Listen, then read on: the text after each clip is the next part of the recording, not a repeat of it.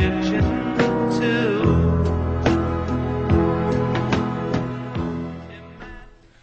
Somebody pointed out to me recently that by focusing on what I don't want, namely religion, I'm attracting more of it into my life, which I agree would be a very unfortunate irony, if not for the fact that I'm focusing on what I do want, and that's freedom and lots of it. You see, I make these videos not because I despise religion as humanity's way of poking itself in the eye with a sharp stick for no reason, although obviously I do, but because I want to live in a free world full of free people who can say whatever they want to say and who can be whoever they want to be 1000% of the time, and where nobody is allowed to shut them up because their crackpot religious beliefs have been offended. I don't care at all about theology, unless it threatens that freedom, and then I care about it the way I care about rabies or typhoid. So you could say that I'm not so much anti-religion as pro-freedom. Indeed, if religion was pro-freedom, I wouldn't have such a problem with it. But then if religion was pro-freedom, it wouldn't exist. Because religion feeds on a broken spirit. And that's why it tries to break your spirit the moment you come into contact with it. Submit, obey, do not question. Those words should be chiseled above the entrance of every church and every mosque, because that's the only message religion has when it comes right down to it. Praise the Lord or else. The Pope spelled it out for American Catholics when he told them obedience to the doctrine of the Church is the foundation of your faith. That's what he said. There was no mention of enlightenment or spirituality or any of these things because he's not in that business. He's in the obedience business, the only business where the customer is always wrong. Clergy are the only salesmen who don't have to justify or prove any of the outrageous claims they make for the product they're hustling, and this leaves them free to engage in the kind of open fraud which in any other walk of life would be a criminal offence. For the level of investment they demand from us, I believe we're entitled to expect actual enlightenment and wisdom in return. Instead, what do we get? We get dogma, crude coercion, and endless empty pieties about the love of a God who clearly loves us the way a violent husband loves the woman sitting next to him with two black eyes. If we step out of line, we pay in the most brutal way. And it's this crass violence at the heart of religion which I believe makes it truly evil, and also furnishes proof, as if proof were needed, that this is an entirely man-made phenomenon with nothing divine about it. Otherwise, it wouldn't be so damn ugly.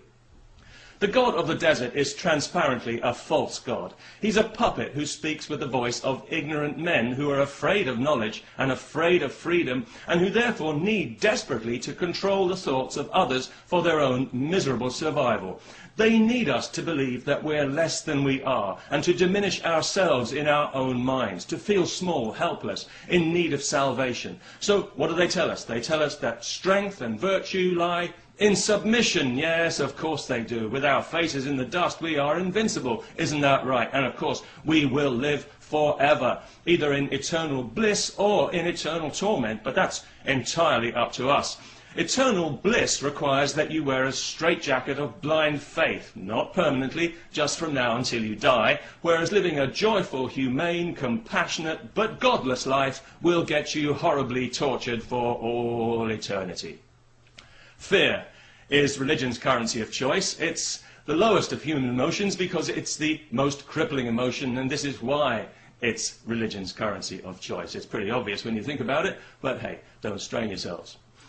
But actually, it's religion that has everything to fear because it depends on maintaining the illusion, maintaining the spell, and hoping that nobody manages to burst its artificial bubble of faith. And this is exactly why it wages such determined war on our basic freedoms of thought and speech. But it's losing this war because every day more and more of us are waking up to the damage that this nonsense is doing to our world. We can see our societies being twisted out of shape, being injected with false values that pander to bigotry and superstition, and we realized that this God of the desert has outstayed his welcome and become a liability, and quite frankly, he needs us a lot more than we need him. Because we've moved on from the desert, and we've discovered a few things about the world and the universe and our place in it, and we're no longer afraid of the thunder and lightning. Our world is no longer populated by demons and hobgoblins, and we no longer need to be led around by the nose for the benefit of clergy.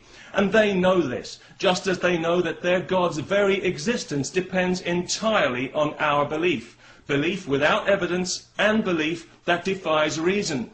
And when that belief disappears, as one day it certainly will, this ridiculous God will disappear with it, instantly and forever.